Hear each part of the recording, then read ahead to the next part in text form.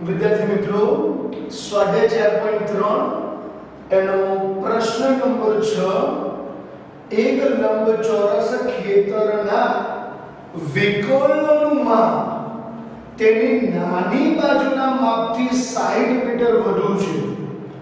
વિકર્ણનું માપ નાની બાજુના માપથી 60 મીટર વધુ છે. જો મોટી બાજુ નાની બાજુ કરતો 30 મીટર વધુ હોય તો ખેતરની બાજુઓના માપ શોધો. હવે જો બચ્ચાઓ, આપણને અહીંયા એક લંબચોરસ આપેલો છે. લંબચોરસ ખેતર છે. આપણે સમજવા માટે આકૃતિ દોરીશું. લંબચોરસ ખેતર છે, બરાબર. આપણે ધારવું હોય તો એ પણ ધારી લઈશું કે લંબચોરસ ખેતર ABCD છે. હવે એમાં એને શું કહ્યું કે ખેતરના વિકર્ણનું માપ. આ ખેતરનો વિકર્ણ છે. આ વિકર્ણનું માપ નાની બાજુથી 60 વધુ છે. જો નાની બાજુના માપથી 60 વધુ છે, એવી રીતે મોટી બાજુ પણ નાની બાજુ કરતા 30 મીટર વધુ છે. હવે ધ્યાનમાં રાખજો, આ બંનેમાં કોણ 60 મીટર વધુ છે? તો વિકર્ણનું માપ 60 મીટર વધુ છે. વિકર્ણને ન ધારો, નાની બાજુને જ ધારવાનું. આપણે અહીંયા ધારીશું, ધારો કે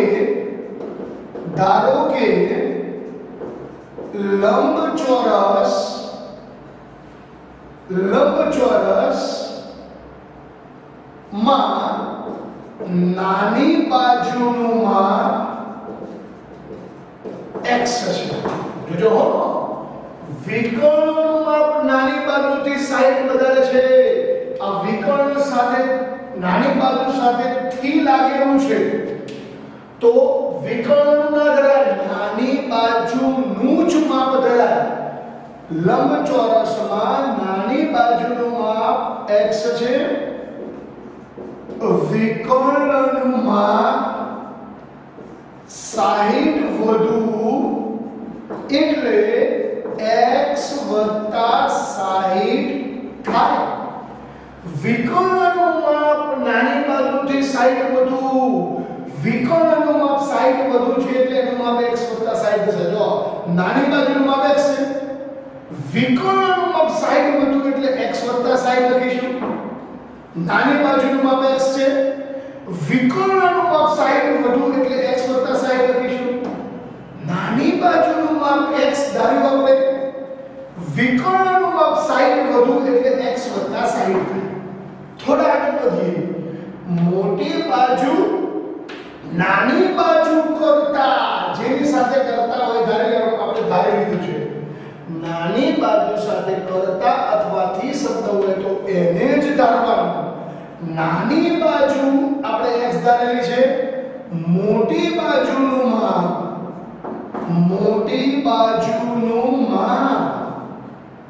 30 વધુ એટલે x વત્તા 30. તો લંબચોરસ ABCD આપણને આપેલો છે. લંબચોરસ ABCD આપણને આપેલો છે. લંબચોરસની ચારે ખૂણા કાટખૂણા હોય. પાયથાગોરસનો ઉપયોગ કરીશું. લંબચોરસ ના ચારે ખૂણા કાટખૂણા હોય. પાયથાગોરસના સિદ્ધાંત મુજબ,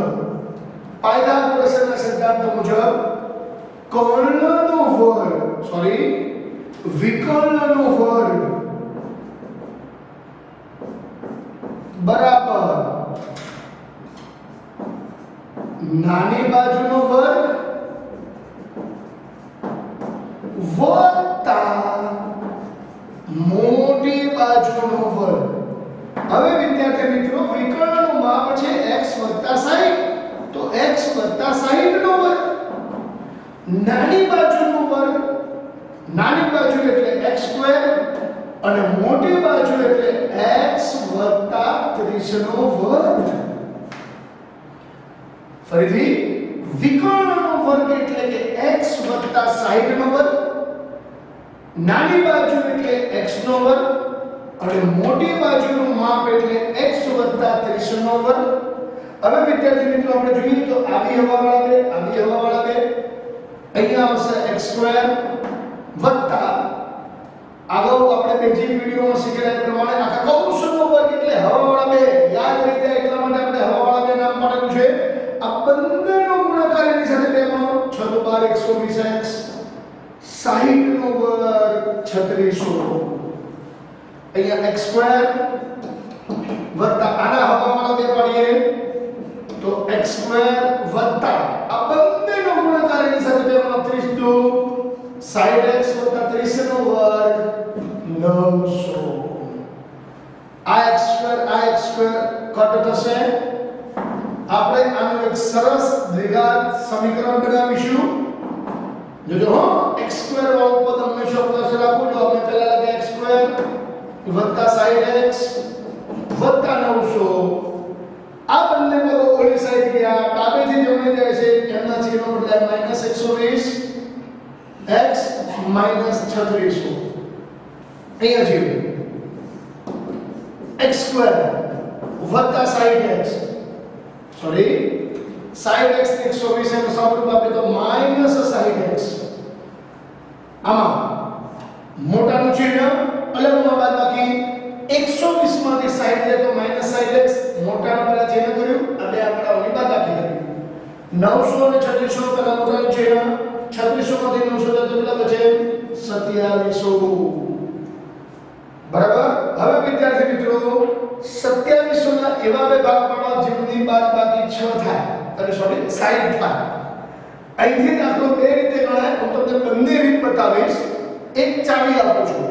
જો મોટા ભાગ હોય તો શું કરવાનું, અને આ જનરલી ચાવી જે બતાવું છું એ પ્રકારના દાખલામાં લગભગ ઉપયોગ થાય. તમારે અહીંયા 2 0 અને 1 0 ને હમણાં ભાગ પૂરતું ભૂલી જવાનું.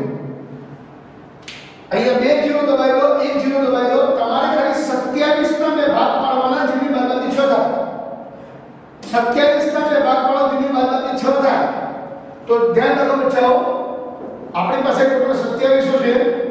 ખાલી 27 ના બે ભાગ પાડો જેની બાદબાકી 6 થાય. 2 0 એ 1 0 કટ કરો. 27 ના એવા બે ભાગ પાડો જેની બાદબાકી 6 થાય. 9 તરી 27. 9 માંથી 3 જાય તો કેટલા બચે? 6. આ બે 0 બંને જણને એક એક આપી દો. આ 0 બંનેને એક એક આપી દો તો 90 માંથી 30 જાય તો કેટલા બચે વિદ્યાર્થી મિત્રો? 60. It's very simple. તો આપણા ભાગ આપણને મળી ગયા. આ ક્યારે ઉપયોગ કરવાનો બચ્ચાઓ? આ મેથડનો જનરલ અહીંયા 2 0 સામે 1 0 જોતું હોય ત્યારે. બરાબર. તો આ સંખ્યાને એવા બે ભાગ પાડો જેની બાદબાકી 6 થાય. તો આપણને ભાગ મળે 90 અને 30. 90 માંથી 30 જાય તો 60 બચે. ગુણાકાર માઈનસ મધ્યમ પદનું ચિહ્ન મોટા ભાગને આપો, બાકીનાને એનાથી વિરુદ્ધનું ચિહ્ન આપો. તો શું થશે? અહીંયા x² - 90x વત્તા 30x ઓછા 2700. x કોમન, x ઓછા 90. આ બંનેમાંથી 30 કોમન, x ઓછા 90. એક કૌંસમાં આપણે લખીશું x ઓછા 90 અને બીજા કૌંસમાં આપણે લખીશું x વત્તા 30 બરાબર 0. x ઓછા 90 બરાબર 0, x વત્તા 30 બરાબર 0, x બરાબર 90. 30 ને ઓલી બાજુ લઈ જાઓ તો x બરાબર -30. બાજુનું માપ ઋણ શક્ય નથી. બાજુનું માપ ઋણ શક્ય નથી. બરાબર. એટલે x બરાબર -30 નહીં થાય. તેથી આગળ આપણે લખીશું બચ્ચાઓ, તેથી x બરાબર 90 જ થાય. તો તમને નાની બાજુનું માપ 90 મળ્યું. હવે નાની બાજુ x બરાબર 90, વિકર્ણનું માપ x વત્તા 60 90 વત્તા 60 150 અને છેલ્લે મોટી બાજુનું માપ x વત્તા 30 90 વત્તા 30 120. મેં તમને અહીંયા ભાગ પાડવાની એક સરળ રીત બતાવી. હવે વિદ્યાર્થી મિત્રો માનો કે આ સમીકરણ છે ત્યાં સુધી આ નંબર એક આપી દઉં છું અહીંયા ખાલી એરો કરું છું.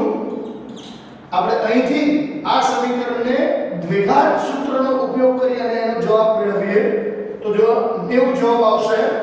આપણે અહીંથી આ એક આટલેથી વૈકલ્પિક રીત તમને પછી બીજી બતાવું છું, ધ્યાનમાં રાખજો. x² ઓછા 60x ઓછા 2700 બરાબર 0. નહીં